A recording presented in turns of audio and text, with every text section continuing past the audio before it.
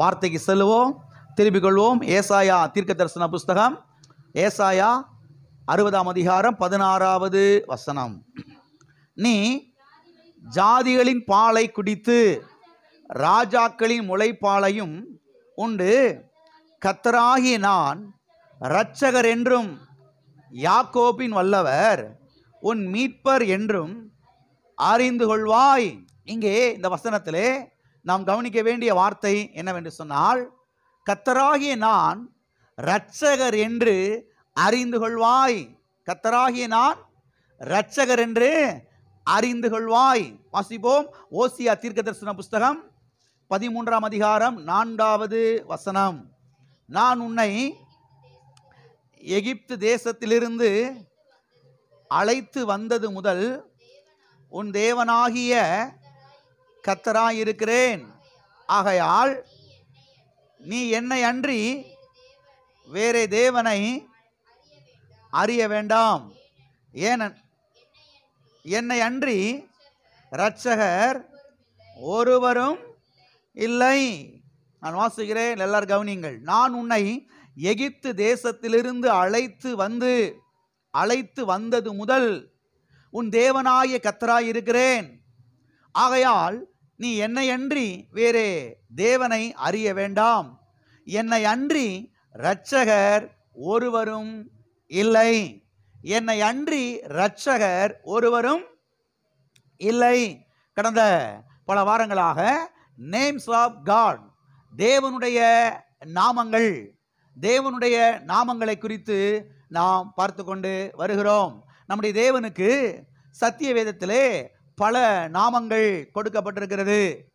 Elohim, El Shaddai, Ebenezer, El Roi, Jehovah Rapha, Jehovah Nissi, Jehovah Rohi, Jehovah Jireh, Jehovah Shammah, Jehovah Shalom, Jehovah Tsidkenu, Jehovah Sabaoth, Emmanuel, இயேசு என்று இப்படி நம்முடைய தேவனுக்கு பல நாமங்கள் சத்திய வேதத்திலே கொடுக்கப்பட்டிருக்கிறது.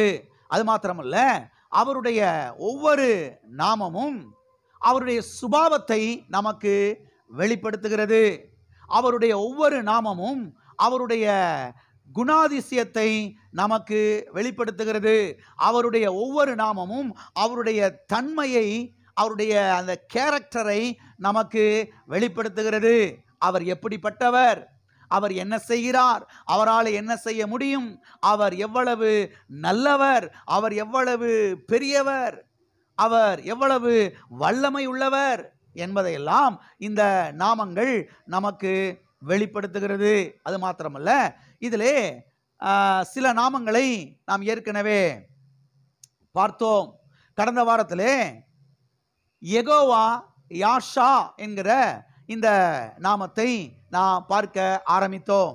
யெகோவா யாஷா. யெகோவா யாஷா என்றால் என்ன அர்த்தம், என்ன பொருள் என்னவென்று சொன்னால், யெகோவா யாஷா என்று சொன்னால் the Lord thy Savior என்று அர்த்தம். the Lord is Savior என்று அர்த்தம். நம்முடைய கர்த்தர், நம்முடைய ஆண்டவர், அவர் இரட்சகராயிருக்கிறார், அவர் மீட்பராயிருக்கிறார் என்று அர்த்தம். அருமையானவர்களை கவனியுங்கள். இரட்சகர் என்றால் என்ன அர்த்தம் என்று சொன்னால், காப்பாற்றுகிறவர் என்று அர்த்தம், ரட்சிக்கிறவர் என்று அர்த்தம், மீட்கிறவர் என்று அர்த்தம், விடுதலையாக்குகிறவர் என்று அர்த்தம். எத்தனைக்கு புரிகிறது? அவர் நாமம் யெகோவா யாஷா. யாஷா என்றால் என்ன அர்த்தம்?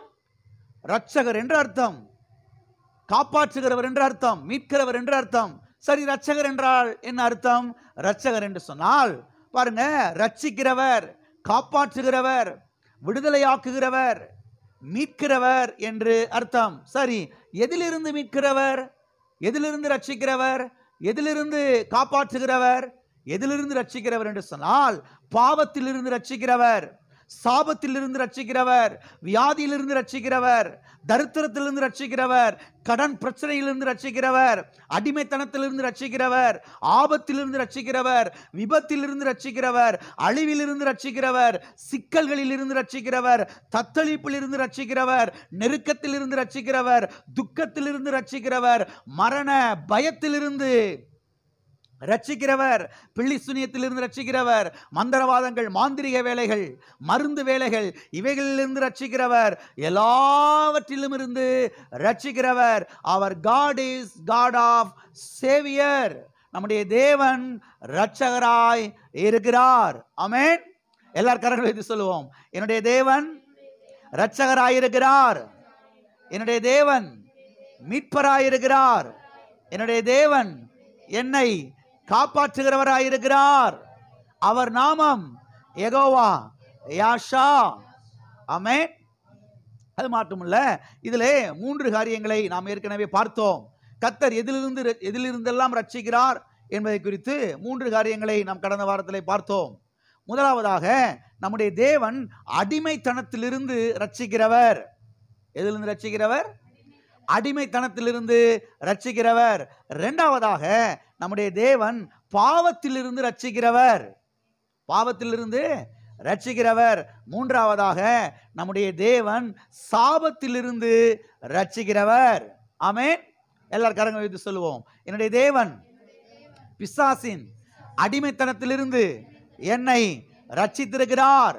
என்னுடைய தேவன் என்னை பாவத்திலிருந்து ரட்சித்திருக்கிறார். என்னுடைய தேவன் என்னை சாபத்திலிருந்து, பரம்பரை சாபத்திலிருந்து, தலைமுறை சாபத்திலிருந்து என்னை ரட்சித்திருக்கிறார். ஆமென். எத்தனை சந்தோஷமா இருக்குது? ஆமென். நாம் சாபத்திலிருந்து என்ன செய்யப்பட்டிருக்கிறோம்? ரட்சிக்கப்பட்டிருக்கிறோம், மீட்கப்பட்டு இருக்கிறோம். ஓகே, இன்றைக்கு இன்னும் சில காரியங்களை நாம் பார்க்க போகிறோம். கர்த்தர் எதிலிருந்தெல்லாம் அவர் நம்மை ரட்சிக்கிறார் என்பதற்கான 4வது காரியத்தை இன்றைக்கு நாம் பார்க்க போகிறோம். 4வதாக, எதிலிருந்து கர்த்தர் நம்மை யெகோவா யாஷா ரட்சிக்கிறார் என்று சொன்னால், வியாதியிலிருந்து நம்மை ரட்சிக்கிறார். எதிலிருந்து ரட்சிக்கிறார்? வியாதியிலிருந்து ரட்சிக்கிறார். இந்த உலகத்துல பாருங்க, பார்த்தீங்கன்னு சொன்னா பலவிதமான வியாதிகள் இருக்கிறதை இந்த உலகத்திலே நான் பார்க்கிறோம். இந்த உலகத்திலே இருக்கிற பாருங்க, எல்லா வியாதிகளுக்கும் காரணம் என்னவென்று சொன்னால் மனுஷனுடைய பாவம். இது நீங்கள் சரியாய் புரிந்து கொள்ள வேண்டும். இந்த உலகத்தில் இருக்கக்கூடிய எல்லா வியாதிகள், நோய்கள், பிணிகள், சீக்குகள் எல்லாவற்றிற்கும் காரணம் என்ன? எதுவென்று சொன்னால் மனுஷனுடைய பாவமாயிருக்கிறது, மனுஷனுடைய கீழ்ப்படியாமையாயிருக்கிறது. அருமையான தேவனுடைய பிள்ளைகளை கவனியுங்கள். அநேக ஜனங்கள் என்ன நம்புறாங்கன்னா, கடவுள் தான் வியாதியை கொடுக்கிறாரு, கடவுள் தான் வியாதியை கொடுத்து சோதிக்கிறாரு, கடவுள் தான் வியாதியை கொடுத்து புடமிடுறாரு. பாருங்க, மற்ற ஜனங்களும் அப்படிதான் நம்புறாங்க. சில கிறிஸ்தவ விசுவாசிகளும் கூட என்ன செய்யறாங்க? அப்படித்தான் நம்புகிறார்கள். சில கிறிஸ்தவ பிரசங்கியார்கள் கூட அப்படித்தான் நம்புறாங்க. கர்த்தர் தான் செய்யறார், வியாதியை கொடுக்கிறார்னு சொல்லி. இது முற்றிலும் தவறு என்பதை நீங்கள் சத்தியவேதத்திலிருந்து கற்றுக்கொள்ள வேண்டும், புரிந்து கொள்ள வேண்டும். அருமையான தேவனுடைய பிள்ளைகளை கவனியுங்கள். கர்த்தர் நல்லவராயிருக்கிறார், கர்த்தர் நல்லவராயிருக்கிறார். அவர் ஒரு நாளும் நமக்கு வியாதியை கொடுக்க மாட்டார். ஒரு நாள் நமக்கு நோயை கொடுக்க மாட்டார். ஒரு நாளும் கர்த்தர் நமக்கு சீக்குகளை கொடுக்க மாட்டார். அவர் நல்லவராய் இருக்கிறார். ஆமென். எல்லா கரங்களை வைத்து சொல்லுவோம், கர்த்தர் நல்லவராய் இருக்கிறார். அவர் ஒரு நாளும் எனக்கு வியாதியை கொடுக்க மாட்டார். ஆமென். கர்த்தர் ஒரு நாள் நமக்கு என்ன செய்ய மாட்டார்? வியாதியை கொடுக்க மாட்டார். சத்தியவேதம் சொல்லுகிறது, பற்பல வியாதி உள்ளவர்களை கர்த்தர் குணமாக்கினார் என்று. பற்பல வியாதிகள், பலவிதமான வியாதிகள், அப்படிப்பட்டவர்களை கர்த்தர் ரட்சித்தார், கர்த்தர் குணமாக்கினார் என்பதை சத்தியவேதத்திலே நாம் பார்க்கிறோம். வாசிப்போம். மத்தேயு எழுதின சுவிசேஷம் 4ஆம் அதிகாரம் 23வது வசனம், 24வது வசனம். பின்பு இயேசு கலிலேயா எங்கும் சுற்றி நடந்து அவர்களுடைய ஜெப ஆலயங்களிலே உபதேசித்து ராஜ்யத்தின் சுவிசேஷத்தை பிரசங்கித்து ஜனங்களுக்கு உண்டாயிருந்த சகல வியாதிகளையும் சகல நோய்களையும் நீக்கி சொஸ்தமாக்கினார். அவருடைய கீர்த்தி சீரியா எங்கும் பிரசித்தமாயிற்று. அப்பொழுது பலவித வியாதிகளையும் வேதனைகளையும் அடைந்திருந்தவர்களையும் சகல பிணியாளிகளையும் பிசாசு பிடித்திருந்தவர்களையும் சந்திர ரோகிகளையும் திமிர்வாதக்காரரையும் அவரிடத்தில் கொண்டு வந்தார்கள். அவர்களை சொஸ்தமாக்கினார். அவர்களை சொஸ்தமாக்கினார்னா என்ன அர்த்தம்? அவற்றை வந்த அத்தனை வியாதிக்காரரையும் கர்த்தர் என்ன செய்தார்? அதான் நீங்க கவனிக்கணும். என் பைபிள்ல நான் பேனாவில் ரவுண்டு போட்டு வச்சிருக்கிறேன். அவர்களை சுகமாக்கினார்னா இதுக்கு முன்னால சொல்றாங்க பாருங்க, பற்பல வியாதி சந்திர ரோகிகள் எல்லாரையும் கர்த்தர் என்ன செய்யறாரு? சுகமாக்குகிறாரு. ஒரு ஆளை கூட எப்பா நீ வியாதியா இருக்கிறதா என்னுடைய சித்தம்பா, நீ வியாதியா இருக்கிறதா என்னுடைய ஆசைப்பா, நீ வியாதியா இருக்கிறதா என்னுடைய விருப்பம்பா, இன்னும் ஒரு 5 வருஷத்துக்கு வியாதியாரு, உன்னை புடமுடலாம் நினைக்கிறேன், நீ போயிட்டு வா, இன்னும் 5 வருஷம் கழிச்சு வா அப்படின்னு சொன்னதா நீ என்ன செய்ய முடியாது? சத்தியவேதத்துல வாசிக்க முடியாது. வந்த அத்தனை பேரையும் கர்த்தர் என்ன செய்தார்? கர்த்தர் நல்லவர் என்பதை தெரிந்து கொள்ளுங்கள். இந்த மாலை வேளையிலே இதை நீங்கள் புரிந்து கொள்ளுங்கள். கர்த்தர் நல்லவர். கர்த்தர் யாருக்கு வியாதி கொடுக்க மாட்டாரு. வியாதி அவற்றை கிடையாது. வியாதிக்கு காரணம் மனுஷனுடைய பாவம், வியாதிக்கு காரணம் மனுஷனுடைய கீழ்ப்படியாமை, வியாதிக்கு காரணம் மனுஷனுடைய மீறுதல், வியாதிக்கு காரணம் மனுஷனுடைய அக்கிரமம். தேவன் காரணம் கிடையவே கிடையாது என்பதை நீங்கள் சத்தியவேதத்திலிருந்து கற்றுக்கொள்ள வேண்டும். ஆகவே இங்கே நான் பார்க்கிறோம், மனிதனாக வந்த யெகோவா யாஷா எல்லாரையும் கர்த்தர் செய்தார், சுகமாக்கினார். அவரிடத்தில் வந்த அத்தனை பேரையும் அவர் சுகமாக்குகிறதை இங்கே நான் பார்க்கிறோம். இங்கே நான் பார்க்கிறோம், ஜனங்களுக்கு உண்டாயிருந்த சகல வியாதிகளையும் சகல நோய்களையும் நீக்கி அவர்களை சொஸ்தமாக்கினார் என்று, அதாவது ரட்சித்தார் என்று. அவர் நாமம் யெகோவா யாஷா, அவர் ரட்சிக்கிறவர். ஆமென். 24ஆம் வசனத்திலே நாம் பார்க்கிறோம், இங்கே தெளிவாய் சொல்லப்பட்டிருக்கிறது, பலவித வியாதிகளை கர்த்தர் சொஸ்தமாக்கினார் என்று. எத்தனை வியாதி? பலவித வியாதி. இன்னும் பலவிதமான வியாதி இந்த உலகத்தில் வரப்போகுது.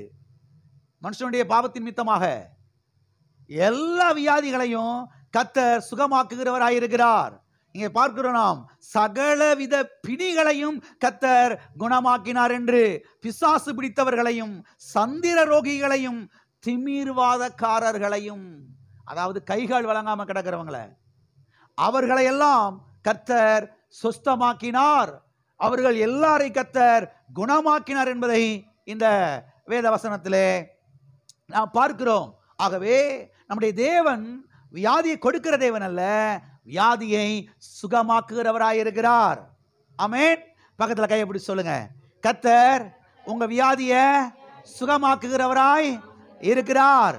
கர்த்தர் உங்கள் நோய்களை சுகமாக்குகிறவராய் இருக்கிறார். அவர் நாமம் யெகோவா யாஷா. ஆமென்.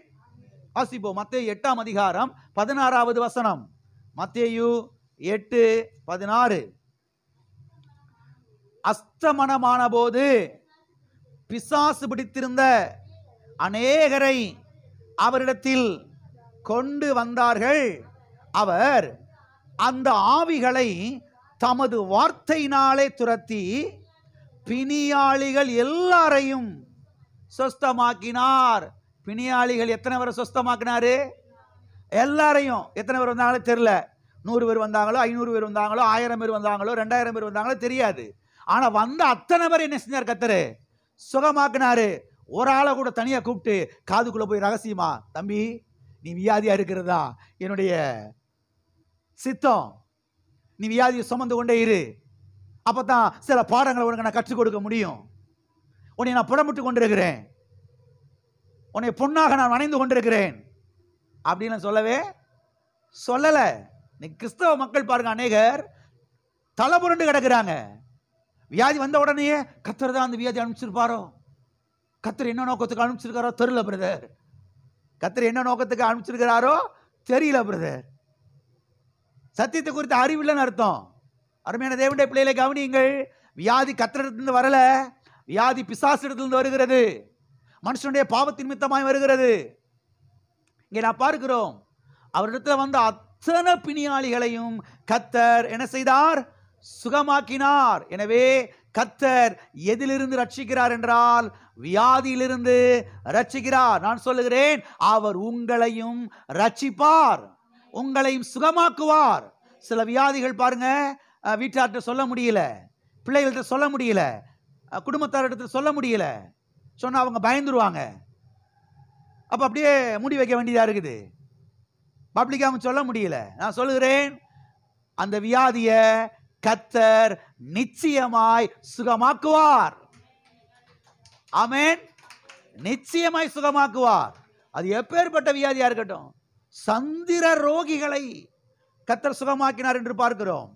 பிணியாளிகள், நோயாளிகள், பிணி வேற, நோய் வேற, நோய் வேற, வியாதி வேற. சந்திர ரோகிகள் என்று எழுதப்பட்டிருக்கிறது. கொடூரமான வியாதிகள், பயங்கரமான வியாதிகள், ஆளுடைய உயிரை எடுக்கக்கூடிய வியாதிகள், ரொம்ப மோசமான வியாதின்னு சொல்றாங்க பாருங்க, உயிரே போயிருங்க அந்த மாதிரி வியாதிங்க.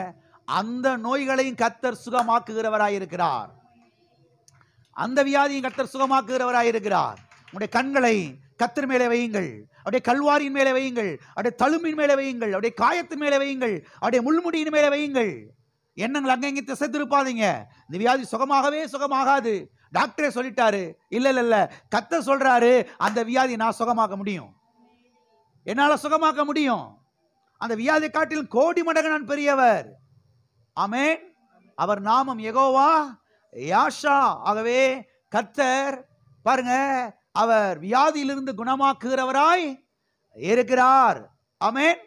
வாசிப்போம். யோவான் எழுதின சுவிசேஷம் 5ஆம் அதிகாரம் 1ஆம் வசனம் முதல் 9வது வசனம் வரைக்கும். இவைகளுக்கு பின்பு அப்பொழுது இயேசு எருசலேமுக்கு போனார்.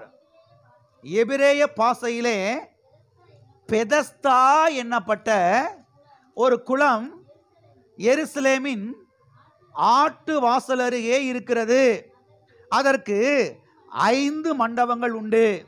அவைகளிலே குருடர், சப்பானிகள், சூம்பின உறுப்பை உடையவர்கள் முதலான வியாதிக்காரர் அநேகர் படுத்திருந்து தண்ணீர் எப்பொழுது கலங்கும் என்று காத்து கொண்டிருப்பார்கள். ஏனெனில் சில சமயங்களில் தேவதூதன் ஒருவன் அந்த குளத்தில் இறங்கி தண்ணீரை கலக்குவான். தண்ணீர் கலங்கின பின்பு யார் முந்தி அதில் இறங்குவானோ அவன் எப்பேற்பட்ட வியாதியஸ்தனாயிருந்தாலும் சொஸ்தமாவான். 38 வருஷம் வியாதி கொண்டிருந்த ஒரு மனுஷன் அங்கே இருந்தான். படுத்திருந்த அவனை இயேசு கண்டு அவன் வெகுகாலமாய் வியாதியஸ்தன் என்று அறிந்து அவனை நோக்கி, சொஸ்தமாக வேண்டும் என்று விரும்புகிறாயா என்று கேட்டார். அதற்கு வியாதியஸ்தன், ஆண்டவரே, தண்ணீர் கலக்கப்படும் போது என்னை குளத்தில் கொண்டு போய் விடுகிறதற்கு ஒருவனும் இல்லை. நான் போகிறதற்குள்ளே வேறொருவன் எனக்கு முந்தி இறங்கி விடுகிறான் என்றான். இயேசு அவனை நோக்கி, எழுந்திருந்து உன் படுக்கையை எடுத்துக்கொண்டு நட என்றார். உடனே அந்த மனுஷன் சொஸ்தமாகி தன் படுக்கையை எடுத்துக்கொண்டு நடந்து போனான். அந்த நாள் ஓய்வு நாளாயிருந்தது. இந்த சம்பவம் உங்களுக்கு நன்றாய் தெரியும். இருந்தால் ஒரு முறை வாசிப்பது அது நமக்கு ரொம்ப பிரயோஜனமாய் இருக்கும். இங்கே ஒரு மனுஷனை நாம் பார்க்கிறோம்.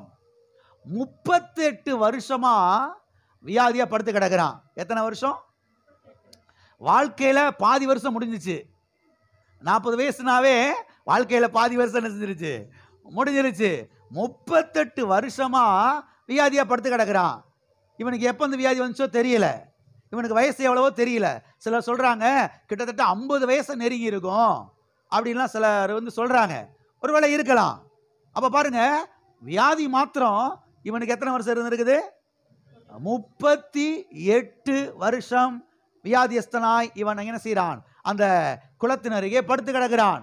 கர்த்தர் பாருங்க, தம்முடைய அன்பினாலே, இரக்கத்தினாலே, தம்முடைய கிருபையினாலே இவனை தேடி வருகிறதை நாம் பார்க்கிறோம். தேடி வந்து இவன் என்ன செய்கிறார், அந்த வியாதியிலிருந்து ரட்சிக்கிறார். அந்த வியாதியிலிருந்து அவன் என்ன செய்கிறார், கர்த்தர் குணமாக்குகிறார், காப்பாற்றுகிறார், விடுதலையாக்குகிறார். பாருங்க, அவன் யோசிக்கிறான், நம்ம வாழ்க்கை அவ்வளவுதான் முடிஞ்சிச்சு, இதோட மர்கையா. என்னது மர்கையா? இங்கேயே மண்டைய போட வேண்டியதா, இங்கேயே நம்மளை என்ன செய்ய போறாங்க, சொந்தக்கார பயிலுக்கு வந்து அடக்கம் பண்ண போறாங்க, போ போட்டிகளை வச்சு அப்படின்னு சொல்லிட்டு. எதிர்காலமே இல்லை, அவ்வளவுதான், நமக்கு எதிர்காலமே இல்லை என்று அவன் திகைத்து கொண்டிருக்கிறான். யெகோவா யாஷா மனிதனாக வந்து தேடி வந்தார். பாருங்க, இன்றைக்கும் அவருடைய அன்பு நம்மை தேடிக்கொண்டிருக்கிறது. எதற்காக? நம்மை குணமாக்குவதற்காக, நம்மை ரட்சிப்பதற்காக. ஆமென். ஆகவே வியாதி நேரத்திலே நீங்க என்ன செய்யணும் தெரியுமா? கர்த்தருடைய அன்பை உயர்த்தணும். கர்த்தாவே, இந்த வியாதியை காட்டிலும் உம்முடைய அன்பு பெரியது, இந்த நோயை காட்டிலும் உம்முடைய கிருபை பெரியது, இந்த சீக்கை காட்டிலும் உம்முடைய தயவு பெரியதாண்டவரே, உம்முடைய இரக்கங்கள் பெரியது, நீர் பெரியவர், உம்முடைய கல்வாரி பெரியது, உம்முடைய ரத்தம் பெரியது, உம்முடைய தழும்புகள் பெரியது என்று வாயை திறந்து என்ன செய்ய ஆரம்பிக்கணும், உச்சரிக்க ஆரம்பிக்கணும். புலம்பக்கூடாது, அழக்கூடாது, வாயை திறந்து என்ன செய்யணும், இதில் உச்சரிக்க ஆரம்பிக்கணும். கர்த்தாவே, உம்முடைய அன்பினாலே என்னை சுகமாக்கினதுக்காக ஸ்தோத்திரம், உம்முடைய கிருபையினாலே என்னை சுகமாக்கினதுக்காக ஸ்தோத்திரம். நான் இப்படி படுத்த படுக்கையா கிடக்கிறது உம்முடைய சித்தம் அல்ல, நான் இப்படி நோயோடு கிடப்பது உம்முடைய சித்தம் அல்ல, நான் முடங்கி கிடப்பது உம்முடைய சித்தம் அல்ல ஆண்டவரே. நான் சுகமாயிருப்பது உம்முடைய சித்தம், நான் ஆரோக்கியமாயிருப்பது உம்முடைய சித்தம்.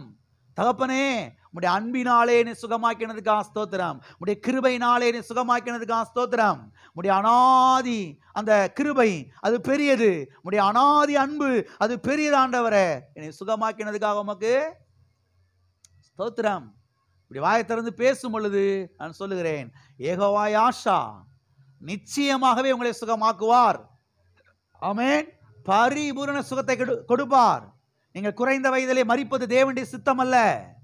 திட்டமாய் தெரிந்து கொள்ளுங்கள், நீங்கள் குறைந்த வயதிலே மரிப்பது தேவனுடைய சித்தம் கிடையவே கிடையாது. நீங்கள் பூரண ஆயுசுக்கு வர வேண்டும், நீங்கள் தீர்க்காயுசாய் வாழ வேண்டும். பாதியிலே நீங்கள் போய் சேருவது அது தேவனுடைய சித்தம் கிடையாது, தேவனுடைய திட்டம் கிடையாது. ஆமென். எத்தனை பேர் ஆமென் சொல்றீங்க? ஆமென். எல்லா கரங்களை வைத்து சொல்லுவோம். நான் தீர்க்காயுசாய் வாழ்வது தேவனுடைய சித்தம், நான் பூரண ஆயுசுள்ளவனாய் வாழ்வது தேவனுடைய சித்தம், நல்ல நிறைவயது வரைக்கும் வாழ்வது தேவனுடைய சித்தம். ஆமென். இதெல்லாம் வாயை திறந்து திரும்ப திரும்ப சொல்ல ஆரம்பிக்கணும். ஆமென். பயம் வரும் பொழுது, சில சமயங்கள்ல பயம் அப்படியே வந்து நம்மளை நிரப்ப ஆரம்பிக்குது. என்ன பண்ண போறோம், ஏது பண்ண போறோம், என்னமோ ஆயிருமோ, ஏதோ ஆயிருமோ அப்படின்னு பயம் வர ஆரம்பிக்கிறது. இப்படி பயம் வருகிற நேரங்களிலே அப்பாலை போ சாத்தானே, பயத்தின் ஆவியை இயேசு நாமத்தில் எதிர்த்து நிற்கிறேன், பயத்தை இயேசு நாமத்தில் கடிந்து கொள்ளுகிறேன், பயப்பட மறுக்கிறேன். பிசாசே, உனக்கு என் மீது அதிகாரம் கிடையவே கிடையாது. அகால மரணத்தின் ஆவிகளை கடிந்து கொள்ளுகிறேன் இயேசு நாமத்தினாலே. நான் தீர்க்காயுசாய் வாழ்வது தேவனுடைய சித்தம். நான் என் பிள்ளைகளின் பிள்ளைகளை 4ஆம் தலைமுறையை பார்ப்பது தேவனுடைய சித்தமாயிருக்கிறது. எத்தனை பேர் ஆமென் சொல்றீங்க? ஆமென். 4ஆம் தலைமுறை. எத்தனை தலைமுறை? நீங்க முதல் தலைமுறை, 2வது தலைமுறை உங்க பிள்ளை, 3வது தலைமுறை உங்க பேரன், 4வது தலைமுறை பேரனுடைய பிள்ளை. அவனுக்கு கல்யாணம் முடிக்கிறத பார்க்கணும். அந்த கல்யாண மண்டபத்தில் உட்காந்து ஒரு வாய் சோறவாதம் சாப்பிடணும், டேஸ்ட் பார்த்துடணும். அதுதான் தேவனுடைய சித்தமாய் இருக்கிறது. திட்டமாய் தெரிந்து கொள்ளுங்கள். பிசாசுடைய பொய்களை நம்பாதீர்கள், பிசாசுடைய பொய்களை தூக்கி எறியுங்கள் இயேசு நாமத்தினாலே. ஆகவே பாருங்க, 38 வருஷமா வியாதியை படுத்து கிடக்கிறான், எதிர்காலமே இல்லை, அவ்வளவுதான் தொலைஞ்சதோட நினைக்கிறான். கர்த்தர் தம்முடைய அன்பினாலே தேடி வந்து அவன் என்ன செய்தார்?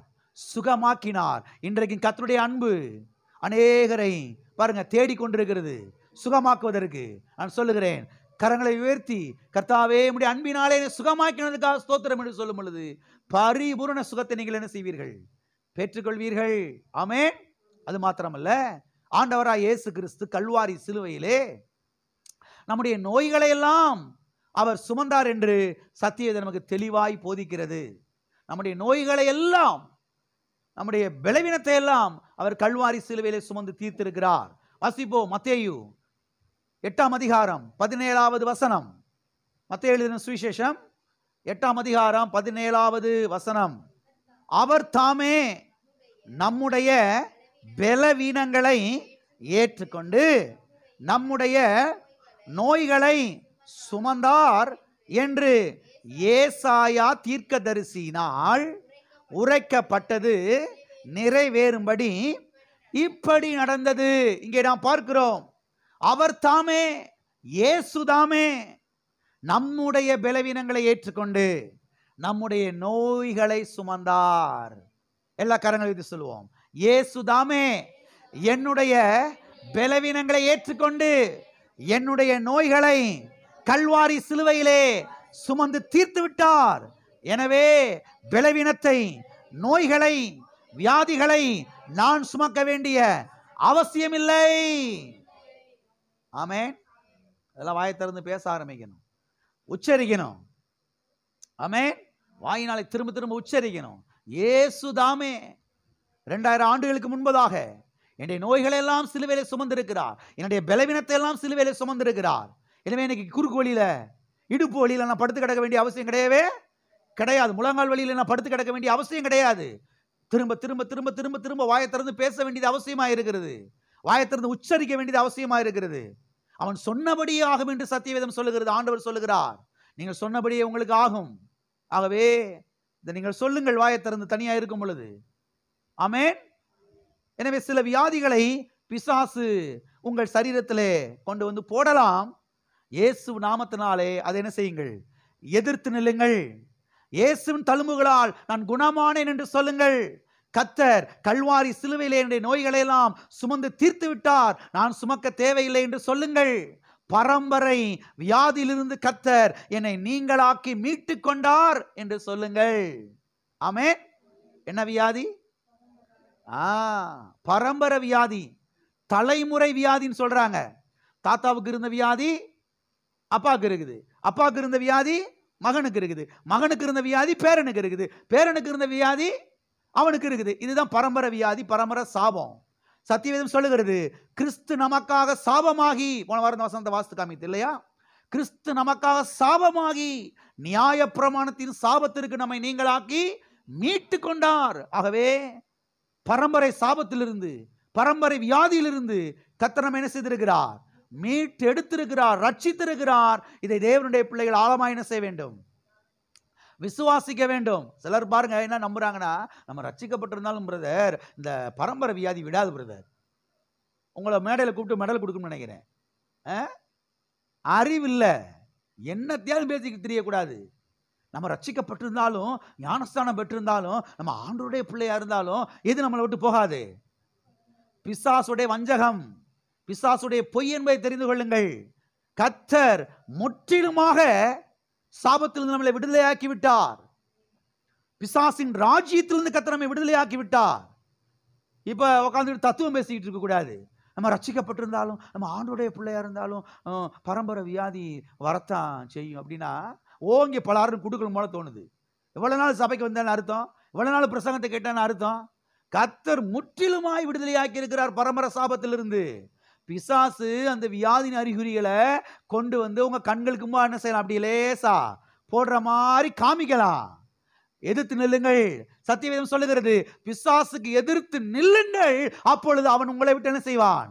ஓடி போவான். எதிர்த்து நிக்கலைனா பிடிச்சிருவான் ஆளு, வியாதியை போட்டு நெருக்கி விட்டுருவான். எதிர்த்து நில்லுங்கள். பக்கத்தில் கையை பிடிச்சிருங்க. எதிர்த்து நில்லுங்கள், எதிர்த்து நில்லுங்கள். பிசாசுக்கு எதிர்த்து நில்லுங்கள். எதிர்த்து நிற்கும் பொழுதுதான் அவன் உங்களை விட்டு ஓடி போவான். இல்லைன்னா பக்கத்தில் நின்றுக்கிட்டு இருப்பான். எதிர்த்து நிற்கலன்னா பக்கத்தில் என்ன செய்வா? இந்த மனுஷன் எதிர்த்து நிற்க மாட்டேங்கிறா அப்படின்னு சொல்லி இங்கிட்டு நிற்பா, இங்கிட்டு திரும்பினா இங்கிட்டு நிற்பா, பின்னாடி திரும்பினா பின்னாடி நின்றுக்கிட்டு இருப்பா சந்துக்குள்ள. நீங்க எதிர்த்து நிற்கணும். இந்த எல்கைக்குள்ளே நீ நுழையக்கூடாது. என் வீட்டுடைய காம்பவுண்ட் வாழ்வுக்குள்ள நினைச்சக்கூடாது. நீ நுழையக்கூடாது. ஓடி போய் இயேசு நாமத்தினாலே, இயேசு கிறிஸ்துவின் ரத்தத்தை இந்த வீட்டுடைய நிலைக்கால்களை நான் பூசுகிறேன். சங்காரக்காரனுக்கு, அதம் பண்ணுகிறவனுக்கு, அழிக்கிறவனுக்கு, வாதையை உண்டு பண்ணுகிறவனுக்கு என் வீட்டுக்குள்ள இடம் கிடையவே கிடையாது. ஆமென். ஆகவே பரம்பரை சாபத்திலிருந்து கர்த்தர் நம்மை என்ன செய்திருக்கிறார்? யெகோவா யாஷா ரட்சித்திருக்கிறார், விடுதலையாக்கி இருக்கிறார். ஆகவே இங்க இருக்கிற யாரும் வியாதியில கிடக்க வேண்டிய அவசியம் கிடையாது. வியாதியில் அழுந்த வேண்டிய அவசியம் கிடையாது. பலவீனத்தில் அழுந்த வேண்டிய அவசியம் கிடையாது. கர்த்தர் முற்றிலுமாய் என்ன செய்திருக்கிறார்? அதிலிருந்து நம்மை ரட்சித்திருக்கிறார், விடுதலையாக்கி இருக்கிறார். இந்த தேவனுடைய பிள்ளைகள் ஆழமாய் விசுவாசிக்க வேண்டும். எத்தனை பேர் ஆழமா விசுவாசிக்கிறீங்க? எல்லா காரணங்களும் வைத்து சொல்லுவோம். மெய்யாகவே இயேசுதாமே என்னுடைய பலவீனங்களை ஏற்றுக்கொண்டு என்னுடைய நோய்களை சுமந்து தீர்த்திருக்கிறார்.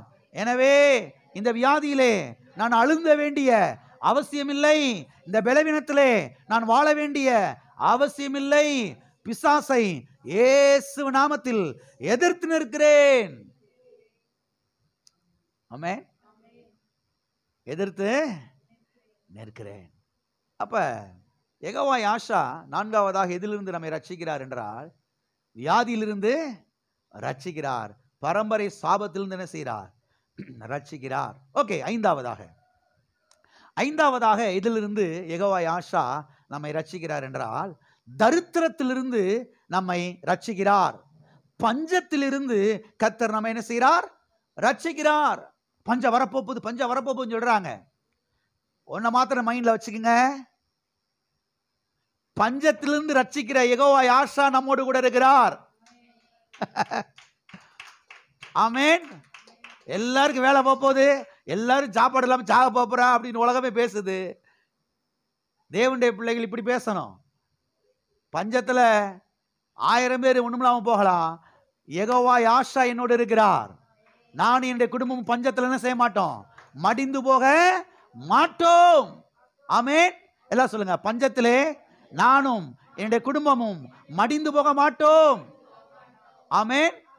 ஏன்னா யெகோவா யாஷா நினைச்சார் கூட இருக்கிறார். இந்த உலகத்துல பாத்தீங்கன்னா அநேக ஜனங்கள் தரித்திரத்தில் இருக்கிறதை நாம் பார்க்கிறோம், பஞ்சத்தில் இருக்கிறதை நாம் பார்க்கிறோம், ஏழ்மையில இருக்கிறதை நாம் பார்க்கிறோம், வறுமையில இருக்கிறதை இந்த உலகத்திலே அநேக ஜனங்கள் இருக்கிறதை நாம் பார்க்கிறோம்.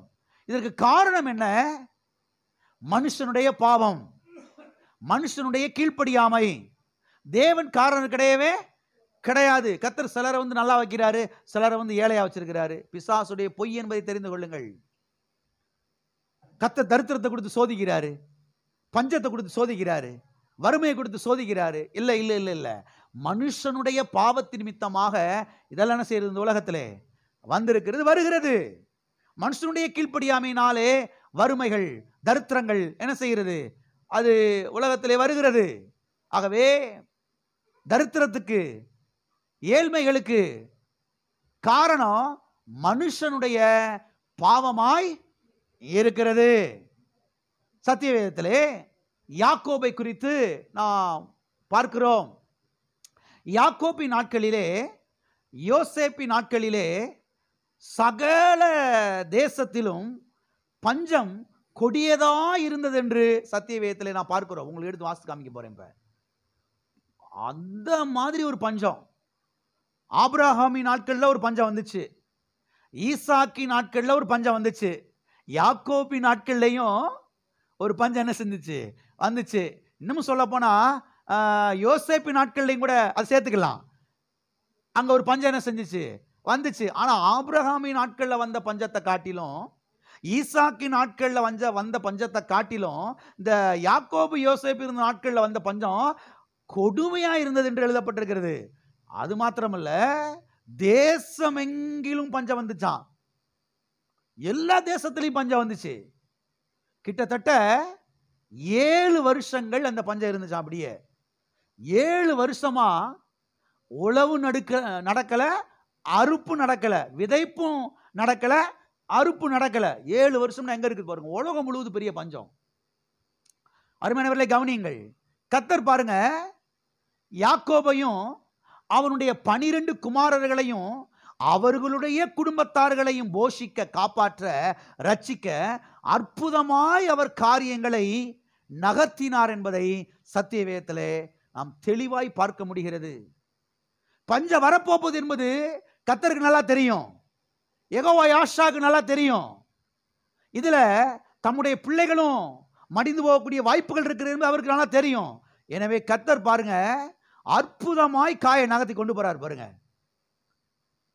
பல வருஷங்கள் கழிச்சு வரக்கூடிய அந்த பஞ்சத்துக்காக முன்கூட்டியே சில காரியங்கள் எல்லாம் அற்புதமாய் அவர் காயை நகர்த்தி கொண்டு போய் சில காரியங்கள்லாம் செஞ்சு யாக்கோபையும் யாக்கோபுடைய 12 குமாரர்களையும் அவருடைய குடும்பத்தாரையும் அற்புதமாய் அந்த பஞ்சத்தின் மத்தியிலே காப்பாற்றினார், போஷித்தார், பாருங்க, பாதுகாத்தார் என்பதை சத்தியவேதத்திலே நாம் அழகாய் பார்க்கிறோம்.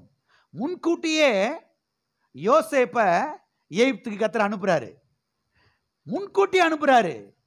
அவர் நாமம் யெகோவா ஈரே. முன்கூட்டியே காரியங்களை ஆயத்தப்படுத்துகிற தேவன், முன்கூட்டியே காரியங்களை பாருங்க ஆயத்தப்படுத்தி தயார் நிலையில் இருக்கிற தேவன். ஒரு தேவை எழும்புவதற்கு முன்பதாகவே அந்த தேவையை சந்திப்பதற்கு அவர் ஆயத்தமாய் இருக்கிறவர். அவர் நாமம் யெகோவா ஈரே என்பதை தெரிந்து கொள்ளுங்கள். ஆமென். எனவே யோசேப்பை முன்கூட்டியே எகிப்துக்கு அனுப்பி அவனை பிரதமராக்கி, என்னவாக்கி, பிரதமராக்கி அவன் மூலமாக பல தேசங்களை பாருங்க கர்த்தர் செஞ்சாரு, காப்பாற்ற வச்சாரு. அவன் மூலமாக மக்களை பாருங்க காப்பாற்றினார் என்பதை சத்தியவேதத்தில் நான் பார்க்கிறோம். பல தேசங்களில் இருந்து உணவுக்காக எகிப்துக்கு வர்றாங்க. யார்கிட்ட வர்றாங்க?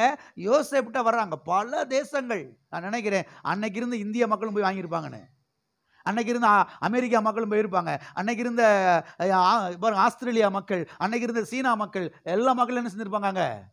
உணவுக்காக போயிருந்திருப்பாங்க. ஏன்னா உலகம் முழுவதும் பஞ்சம், எங்கேயுமே உணவு கிடைக்கல, எகிப்துல மாத்திரம் தான் கிடைக்குது.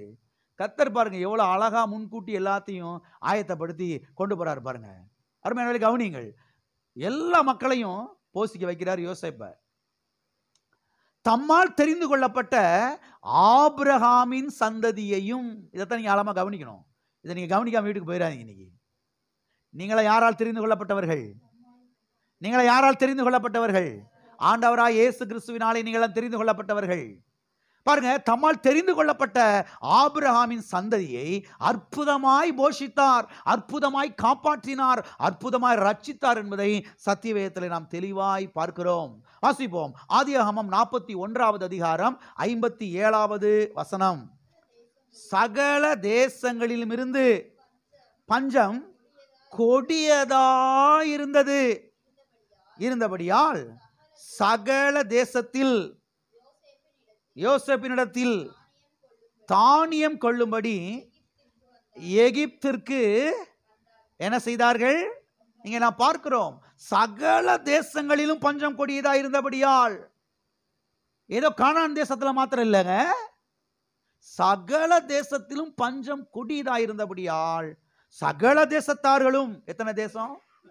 அதை அப்ப சொன்னேன் இல்லையா, எல்லா நாட்டுக்காரங்களும் அங்க வர்றாங்க.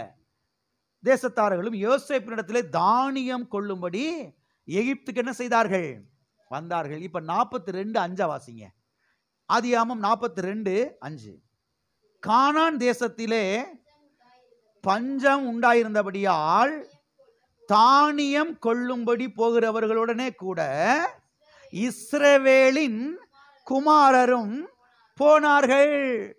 கானான் தேசத்திலே பஞ்சம் கொடியதா இருந்தபடியால், எல்லா தேசத்திலும் பஞ்சம் இருக்குது. இப்ப யாக்கோபு குடியிருந்து அவங்க 12 குமாரர்கள், ஏற்கனவே ஒருத்தர் அங்க போயிட்டான், மிச்சம் 11 குமாரர்கள், இவங்க எல்லாம் வாழ்ந்துகிட்டு இருக்கிற இந்த தேசத்திலும் பஞ்சம் கொடியதா இருந்தது. எனவே தானியம் கொள்ளும்படியா எகிப்துக்கு எல்லாரும் போறாங்க. அவங்களோடு கூட சேர்ந்து இஸ்ரவேல், அதாவது யாக்கோபோட இன்னொரு பேர் இல்லையா, அந்த அவருடைய குமாரர்கள் எல்லாரும் தானியம் கொள்ளும்படி எங்க போறாங்க? எகிப்து தேசத்துக்கு போகிறார்கள். அப்ப அங்க வாங்க போகும்போது சில காரியங்கள் நடக்குது, அதெல்லாம் உங்களுக்கு தெரியும். ஃபைனலா இந்த யோசேப்பு அவர்களை பார்த்து சொல்றான். என்ன சொல்றான் தெரியுமா? வாசிங்க. 45:6. தேசத்தில் இப்பொழுது 2 வருஷமாய் பஞ்சம் உண்டாயிருக்கிறது. இன்னும் 5 வருஷம் உழவும் அறுப்பும் இல்லாமல் பஞ்சம் இருக்கும். ஏற்கனவே 2 வருஷத்திலேயே அங்க அவ்வளவுதான், முடியல, உலகமே முடியல. இன்னும் அடுத்த 5 வருஷம் பஞ்சம் வரப்போகுதுன்னா அவ்வளவுதான், நினைச்சே பார்க்க முடியல. அந்த அளவுக்கு பஞ்சம் வரப்போகுது. 2 வருஷம் பஞ்சத்திலேயே சகல தேசத்தார்களும் உணவு வாங்குறதுக்கு, தானியம் வாங்குறதுக்காக எகிப்துக்கு வந்துட்டாங்க. இன்னும் அடுத்த 5 வருஷம் பஞ்சம் வரப்போகுதுன்னா அப்போ பஞ்சம் எந்த அளவுக்கு கொடியதா இருந்திருக்கும், தரித்திரம் எந்த அளவுக்கு கொடியதா இருந்திருக்கும். எல்லாம் இருக்கிறீங்களா?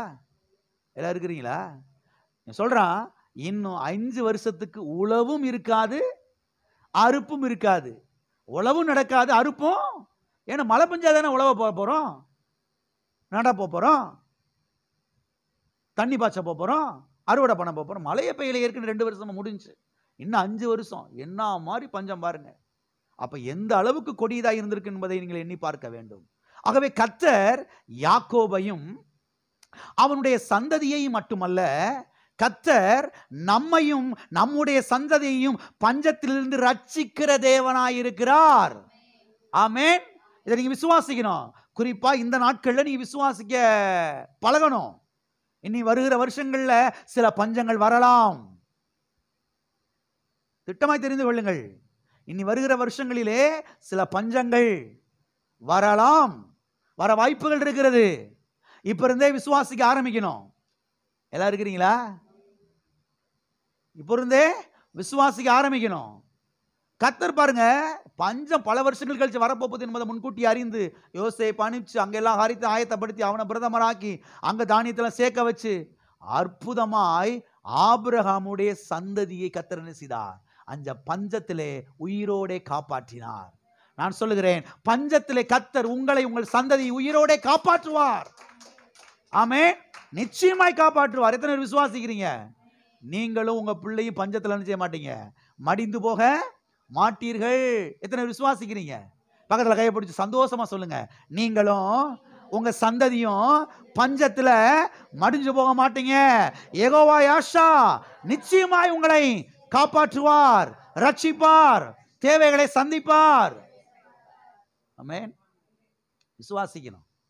பஞ்சம் வரப்போதான், பஞ்சம் வரப்போதான். என்ன பண்ண போறீங்க? தலைகளை நிக்க போறீங்களா? இல்ல ஊர்ல போறீங்களா? இல்ல கூரை மேல ஏறி ஓட போறீங்களா?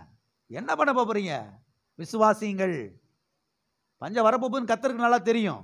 தேவன் முக்காலத்தை அறிந்தவர். ஆனா ஒன்ன மாத்திரம் மனதில் வையுங்கள், அந்த பஞ்சத்தின் மத்தியிலையும் கர்த்தர் நம்மையும் நம்முடைய சந்ததி உயிரோடே காப்பாற்றுவார், உயிரோடே காப்பாற்றுவார், உயிரோடே காப்பாற்றுவார். பஞ்சம் எனக்கு கிடையாது, பஞ்சம் எனக்கு கிடையவே. ஏன் எனக்கு பஞ்சம் கிடையாதுன்னா, செழிப்பின் தேவன் என் கூட இருக்கிறாரு. யெகோவா யாஷா என் கூட இருக்கிறாரு. அவர் என் கூட இருக்கும் பொழுது நான் பட்டியம் கிடக்க மாட்டேன். ஆமே. எப்படியா இவ்வளவு உறுதியா சொல்றீங்க? ஏன் தெரியுமா இவ்வளவு உறுதியா சொல்றேன்? இயேசு கிறிஸ்து நேற்றும் இன்றும் என்றும் மாறாதவராயிருக்கிறார். அன்றைக்கு யாக்கோபின் நாட்களிலே அவர் மாறாதவர். ஆமென். ஆபிரகாமின் நாட்களிலே மாறாதவர், ஈசாக்கின் நாட்களிலே மாறாதவர், யாக்கோபின் நாட்களிலே மாறாதவர், யோசேப்பின் நாட்களிலே மாறாதவர். என்னுடைய நாட்களிலே அவர் மாற மாட்டார். என் சந்ததியுடைய நாட்களிலே கர்த்தர் என்ன செய்ய மாட்டாரு? மாற மாட்டாரு. அன்றைக்கு அற்புதமாய் போஷித்த கர்த்தர் இன்றைக்கும் போஷிப்பார், நாளைக்கும் போஷிப்பார், நாளை கழிச்சும் போஷிப்பார், என்னைக்குமே போஷிப்பார். அவர் நேற்றும் இன்று என்றும் மாறாதவர். ஆமென். எல்லாம் இருக்கிறீங்களா? இருக்கிறீங்களா? போயிட்டீங்களா? எனவே கர்த்தர் யாக்கோபையும் அவனுடைய சந்ததிகளையும் பஞ்சத்திலே காப்பாற்றினதை போல கர்த்தர் நம்மையும் நம்முடைய சந்ததியும் பஞ்சத்திலிருந்து நிச்சயமாய் காப்பாற்றுவார், ரட்சிப்பார். தரித்திரத்திலிருந்து நிச்சயமாக என்ன செய்வார்? கர்த்தர் நம்மை ரட்சிப்பார். ஆமென். வறுமையிலிருந்து ரட்சிப்பார். அவர் நாமம் யெகோவா யாஷா. அது மாத்திரமல்ல, நம்முடைய தரித்திரத்தை எல்லாம் கர்த்தர் கல்வாரி சிலுவையிலே அவர் சுமந்து தீர்த்திருக்கிறார் என்பதை சத்திய வேதத்திலே நாம் ஆழமாய் கவனிக்க வேண்டும். ஆழமாய் இதை நாம் வாசிக்கிறோம். வாசிப்போம். 2 கொரிந்தியர் 8ஆம் அதிகாரம் 9ஆம் வசனம்.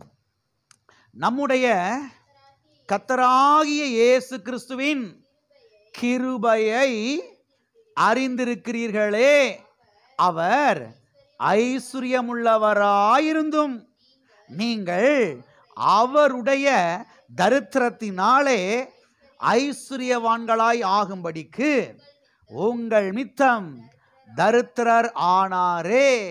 உங்கள் மித்தம் கல்வாரி சிலுவையிலே என்னவானாரே?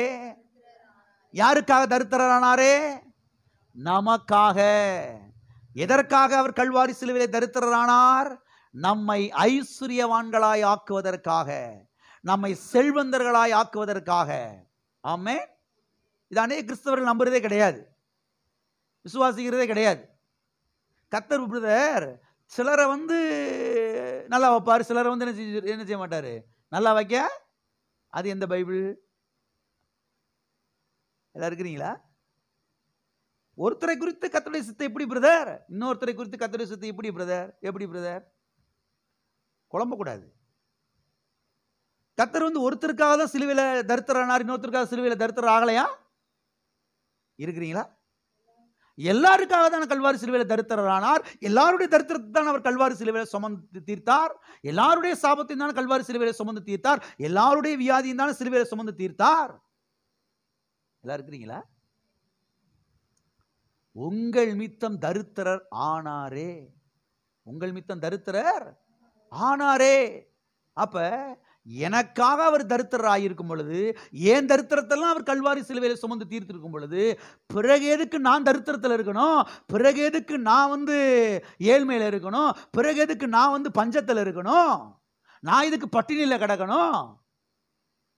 இதுதான் விசுவாசம். இதுதான் விசுவாசம். அருமையான தேவனுடைய பிள்ளைகளே, விசுவாசிக்க வேண்டும். கர்த்தர் கல்வாரி சிலுவையில் என்னுடைய தரித்திரத்தை எல்லாம் சுமந்து தீர்த்திருக்கிறார். என்னுடைய வறுமைகளை எல்லாம் சிலுவையில சுமந்து தீர்த்திருக்கிறார். என்னுடைய பஞ்சத்தை எல்லாம் கல்வாரி சிலுவையில சுமந்து என்ன செய்திருக்கிறார்? தீர்த்திருக்கிறார். ஆகவே அவரும் தரித்திரராகி நானும் தரித்திரத்தில் இருக்க வேண்டிய அவசியம் கிடையவே கிடையாது. ஆமேன். இப்ப விசுவாசிக்கணும். என்ன விசுவாசிக்கணும்? கர்த்தர் கல்வாரி சிலுவையில் என்னுடைய தரித்திரத்தை சுமந்து தீர்த்திருக்கிறபடினாலே இன்றைக்கு நான் கிறிஸ்துவுக்குள் ஐஸ்வர்யவான். ஆமேன். எல்லாம் சொல்லுங்க, இன்றைக்கு நான் கிறிஸ்துவுக்குள்ளே ஐஸ்வர்யவான். என்னவான்? ஐஸ்வர்யவான்.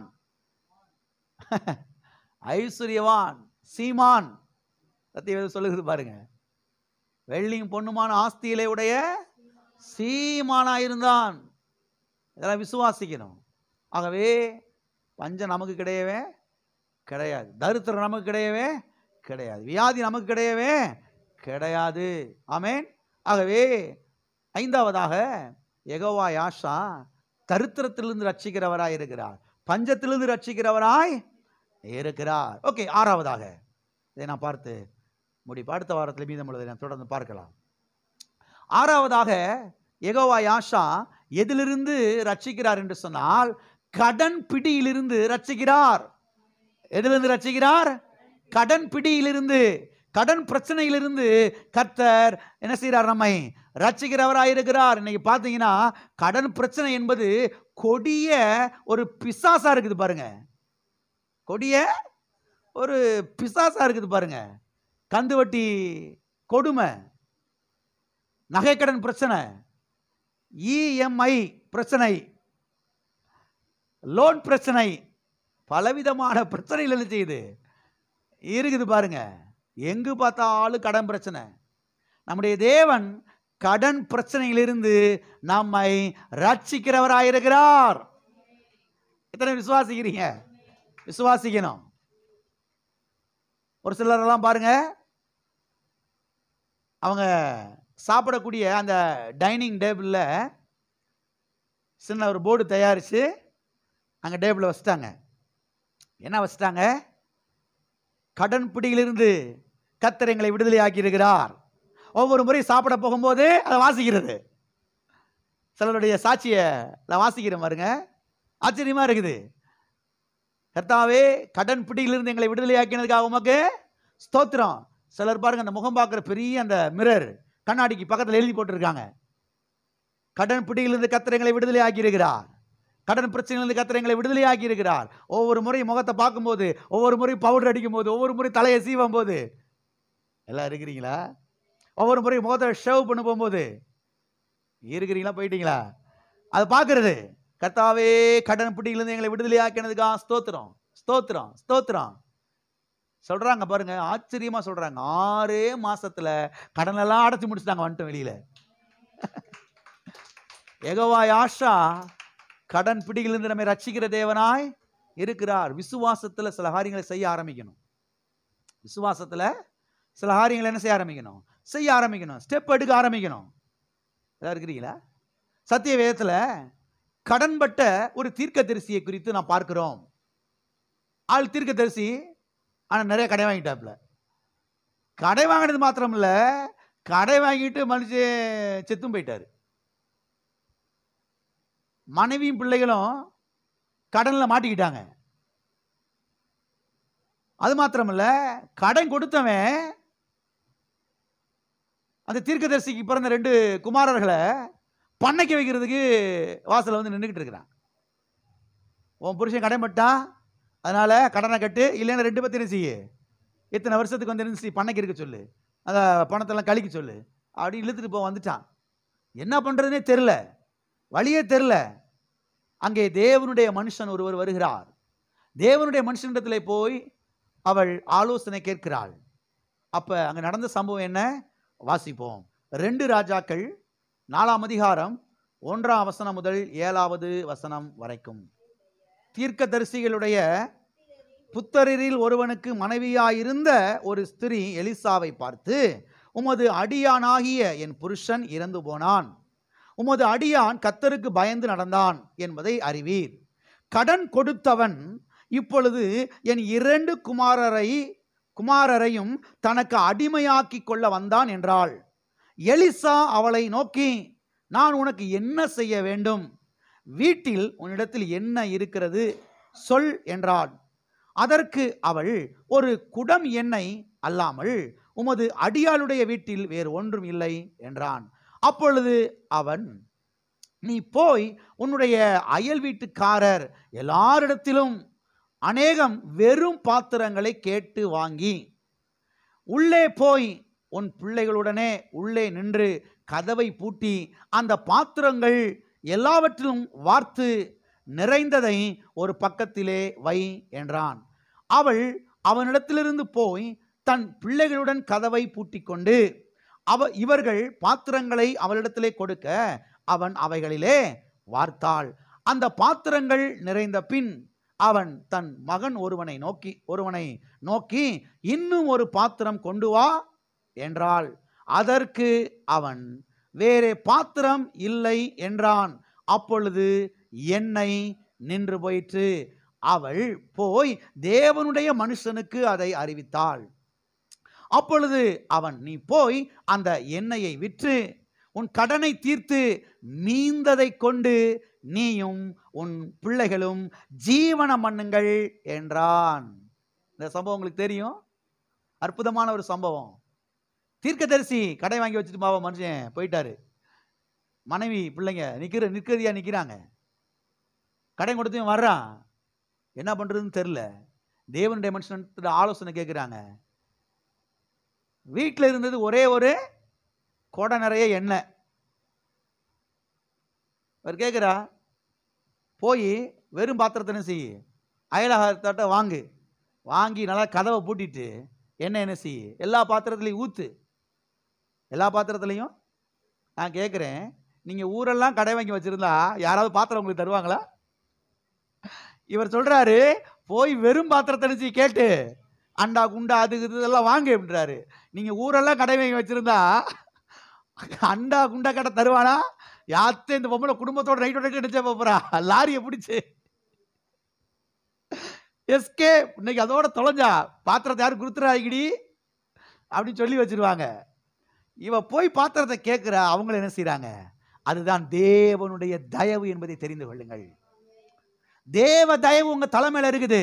அதை விசுவாசிக்க. முதல்ல கர்த்தருடைய தயவு என் மேல இருக்கிறதுனால சீக்கிரத்தில் அந்த கடல்ல நான் வெளியே வந்துடுவேன். ஆமென். மேலும் மேலும் கடனுக்குள்ள விழ மாட்டேன், கடனுக்குள்ள விழுந்து நான் மூழ்கி போக மாட்டேன். தேவனுடைய தயவு, தேவனுடைய கிருபை என் தலைமையில் இருக்கிறபடினாலே கர்த்தர் அங்கங்கே வாசல்களை திறக்கிறார், புதிய காரியங்களை செய்கிறார். சீக்கிரத்துல நான் கடனுக்குள்ள என்ன செஞ்சு வெளியில வந்துரு. விசுவாசிங்க. எத்தனை விசுவாசிக்கிறீங்க? பக்கத்துல கைப்பிடி சொல்லுங்க, சீக்கிரத்துல கடல்ல இருந்து வெளியே வந்துருவீங்க. ஏன்னா தேவ கிருபை, தேவ தயவு உங்க தலைமையில இருக்குது. ஆமே. நாற்கடை பிரச்சனையா இருக்கட்டும், இஎம்ஐ பிரச்சனையா இருக்கட்டும், லோன் பிரச்சனையா இருக்கட்டும், கந்து வட்டி பிரச்சனையா இருக்கட்டும், என்ன பிரச்சனையா இருக்கட்டும், சீக்கிரத்தை வெளியே வந்துருவீங்க. நீங்களும் கூட இப்படி போர்டுகள்லாம் தயாரித்து எழுதி ஒட்டி வச்சிருங்க. டெய்லி பாருங்க, கர்த்தாவே கடனுக்குள்ள இருந்து நீ வெளியே கொண்டு வந்ததுக்காக ஸ்தோத்திரம். போகும்போது வரும்போது உட்காரும் எந்திரிச்சு அதுவே பாருங்க. ஒரு நாளைக்கு 100 முறை சொல்லுங்க, 1000 முறை சொல்லுங்க. எவ்வளவு வேகமா சொல்றீங்களோ அவ்வளவு வேகமா கடன் பிரச்சனை செஞ்சிடும், ஓடியே போயிடும். ஆமே. பாருங்க, இங்க கர்த்தர் வந்து அற்புதத்தை செய்யறாரு. பாத்திரம் கிடைச்சது மாத்திரம் இல்ல, எண்ணெய் பெருக ஆரம்பிக்குது. ஒரு கூட எண்ணெய் தான் எடுத்து பாத்திரத்துல ஊத்துனா வந்துகிட்டே இருக்குது. என்னைக்கு பாத்திரம் இல்லைன்னு சொன்னானோ அன்னைக்கு ஸ்டாப் ஆயிடுச்சு. உங்க வாயில தான் அற்புதம் இருக்குது. யார் வாயில? உங்க வாயில. சொல்லுங்க, ஏன் வாயில அற்புதம் இருக்குது. பக்கத்துல கைப்பிடி சொல்லுங்க, உங்க வாயில தான் அற்புதம் இருக்குது. அநேக வேளை நம்ம தான் வாயை விட்டு கெடுத்து போறோம், எல்லாத்தையும் தப்பு தப்பா பேசிட்டு செஞ்சு போடுறோம், கெடுத்து போட்டுறோம். சில சமயங்கள்ல வாயை திறக்காம இருக்கிறது நல்லது. மெடிக்கல் ஷாப்ல போய் பேசாத ஒரு ஒட்டி பிளாஸ்திரி வாங்கி கப்புன்னு ஒட்டிக்கிறது ரொம்ப நல்லது. ஏன்னா திறந்த அவிசுவாசம் தான் வருது. விளங்காது, உருப்படாது, நல்லா இருக்காது, வாய்க்காது, முன்னேறாது, என்னத்தை அப்படின்னு தான் வருதுன்னா பேசாத ஒட்டு பிளாஸ்திரி வாங்கி ஒட்டிக்கிறது ரொம்ப நல்லது. வாயை திறக்காமல் இருந்தாவே கர்த்தர் அற்புதத்தை செஞ்சு முடிச்சிருவார். பாத்திரத்தை எடுத்து வச்சு எண்ணெயை ஊத்துறா, பெருகி பழுகுது. அவன் என்னைக்கு இல்லைன்னு சொன்னாலும் அன்னைக்கு என்ன செஞ்சிருச்சு? நின்றுச்சு. இவ்வளவு என்ன வந்துருச்சு, என்ன பண்ணலாம்? ஆலோசனை கேட்குறாங்க ஊழியக்கார்ட்ட. போய் எல்லாம் என்ன செய்ய, நல்ல காசுக்கு வித்துருங்க. வித்தா கடன் எல்லாம் ஒரே நாள்ல க்ளோஸ். ஒரே நாள்ல எல்லா கடனும் முடிஞ்சுச்சு. எல்லாம் இருக்கிறீங்களா? கர்த்தர் உங்களுக்கு அப்படி செய்வார். அவளுக்கு செய்த கர்த்தர் உங்களுக்கு செய்வார். ஒரே நாள்ல கடனை அடைச்சு முடிக்கிறதுக்கு கர்த்தர் உதவி செய்வார். ஆமென். ஒரே நாள்ல எல்லா கடனும் சொல்லுவாங்க, ஒரே அட்டம்ப்ட்ல எல்லாம் பாஸ் ஆயிருச்சு, எல்லா அரியர்ஸ் க்ளோஸ், முடிஞ்சு. ஆமென். கர்த்தர் செய்வார் அந்த மாதிரிலாம். அவரால் முடியாத ஒன்றும் கிடையவே கிடையாது. அவர் நாமம் எல் ஷடாய், அவரால் எல்லாம் முடியும். அவர் சர்வ வல்லமை உள்ள தேவன். ஆமென். ஒரே நாள் எல்லா கடனையும் அடைச்சு முடிச்சு மிச்சம் இருக்குது. இதான் ஆச்சரியம். இப்ப இதை சொல்லாம முடிச்சிடக்கூடாது. இன்னைக்கு கர்த்தர் வந்து வச்சுக்க தொடச்சுக்கன்னு கரெக்டா அப்படி வலிச்செடுத்த மாதிரி இருந்துச்சு பிரதர். அதுல பெரிய பெருமை உங்களுக்கு. வலிச்செடுத்தது மாதிரி இருந்துச்சு. வலிச்செடுத்த மாதிரி இருந்துச்சா? அப்படிலாம் கிடையாது, மிச்சம் இருந்துச்சு. அங்க பாக்குறோம் திராட்சை ரசம் எல்லாம் தண்ணி திராட்சை ரசமா மாறி மிச்சம் நிறைய இருக்குது. 5 அப்பம் 2 மீன் பழுகி பெருகி மிச்சம் இருக்குது. இங்க பாத்தீங்கன்னா என்ன பழுகி பெருகி அதை வியாபாரம் பண்ணி அது கடனெல்லாம் அடைச்சு முடிச்சு மிச்சம் கட்டுக்கட்டா நிறைய இருக்குது. இப்ப சொல்றாரு, இதை வச்சு என்ன செய்யுங்க, நீயும் குமாரர்களும் ஜீவனம் பண்ணுங்கள், வாழ்க்கை நடத்துங்கள். நான் சொல்றேன், அவங்களுக்கு செய்த கர்த்தர் உங்களுக்கு நிச்சயமாய் செய்வார். கடனிலிருந்து விடுதலை ஆக்கின கர்த்தர் உங்களை நிச்சயமாய் கடனிலிருந்து என்ன செய்வார்? விடுதலை ஆக்குவார். உங்களை நிச்சயமா அந்த கடன் பிடியிலிருந்து என்ன செய்வார்? அவர் ரட்சிப்பார். ஆமென். ஆண்டவராய் இயேசு கிறிஸ்து கல்வாரி சிலுவையிலே நமக்காக அவர் பட்டினியாய் தொங்கினார் என்பதை நாம் பார்க்கிறோம். அவர் தாகமாய் தொங்கினார் என்பதை நாம் பார்க்கிறோம். எதற்காக அவர் பட்டினியாய் தொங்கினார்? நம்மை போஷிப்பதற்காக, நம்மை பஞ்சத்திலிருந்து ரட்சிப்பதற்காக, நம்மை கடன் பிடியிலிருந்து விடுதலையாக்குவதற்காக. ஆமென். எல்லாம் இருக்கிறீங்களா? ஆழமாய் விசுவாசியுங்கள். நான் சொல்லுகிறேன், கடன் பிடியிலிருந்து கர்த்தர் முற்றிலுமாய் உங்களை வெளியில கொண்டு வந்து விட்டார். ஆமென். எல்லாரும் எளிமை நிற்போம், நாம் ஜெபிப்போம். அடுத்த வாரத்தில் நாம் தொடர்ந்து பார்க்கலாம். எல்லாரும் எளிமை நின்று கர்த்தரை நாம் ஸ்தோத்திரிப்போம். கர்த்தாவே, கடன் பிடியிலிருந்து ரட்சிக்கிறவர், வியாதியிலிருந்து ரட்சிக்கிறவர், தரித்திரத்திலிருந்து ரட்சிக்கிறவர், பஞ்சத்திலே வாழ வைக்கிற தேவன் நீர். கர்த்தாவே, எனக்கு இருக்கிற எல்லா கடனையும் அடைத்து முடிக்க பலனை தருகிறீர், கிருபை தருகிறீர், ஞானத்தை தருகிறீர். அதுக்குரிய எல்லா வழிவாசல்களை திறக்கிறீர்ப்பா.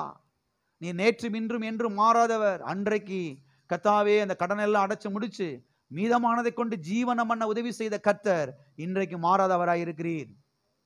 ஓ தேவனே, ஸ்தோத்திரம். ஸ்தோத்திரம் ஆண்டவரே, ஸ்தோத்திரம் ஆண்டவரே. அவர் நாமம் யெகோவா யாஷா, கடன் பிடியிலிருந்து ரட்சிக்கிறவர், தரித்திரத்திலிருந்து ரட்சிக்கிறவர், வியாதியிலிருந்து ரட்சிக்கிறவர். ஓ ஸ்தோத்திரம், ஸ்தோத்திரம் ஆண்டவரே.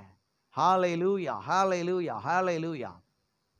பிதாவே, இயேசு நாமத்தில் உம்முடைய சமூகத்திலே நாங்கள் வருகிறோம். ஆசீர்வதிக்கப்பட்ட அந்த வேலைக்காக நன்றி செலுத்துகிறோம். கர்த்தாவே, உமக்கு ஸ்தோத்திரம் ஆண்டவரே. ஓ தேவனை துதிக்கிறோம், ஸ்தோத்திரிக்கிறோம். வியாதியை கர்த்தாவே உன்னிலிருந்து விலக்குவேன்னு சொன்னீரே. யெகோவா யாஷாவே, பிள்ளையுடைய சரீரத்தில் இருக்கக்கூடிய எல்லா வியாதிகளையும் நீர் விலக்கி போட்டதுக்காக ஸ்தோத்திரம். எல்லா தரித்திரத்திலிருந்து விடுதலையாக்கினதுக்காக ஸ்தோத்திரம். எல்லா பஞ்சத்திலிருந்தும் கர்த்தாவே பிள்ளைகளை நீர் காப்பாற்றினதுக்காக ஸ்தோத்திரம். இவர்களுடைய சந்ததியை காப்பாற்றினதுக்காக ஸ்தோத்திரம். கர்த்தாவே, எல்லா கடன் பிரச்சனையிலிருந்து பிள்ளைகளை நீர் விடுதலையாக்கினதுக்காக ஸ்தோத்திரம் ஆண்டவரே.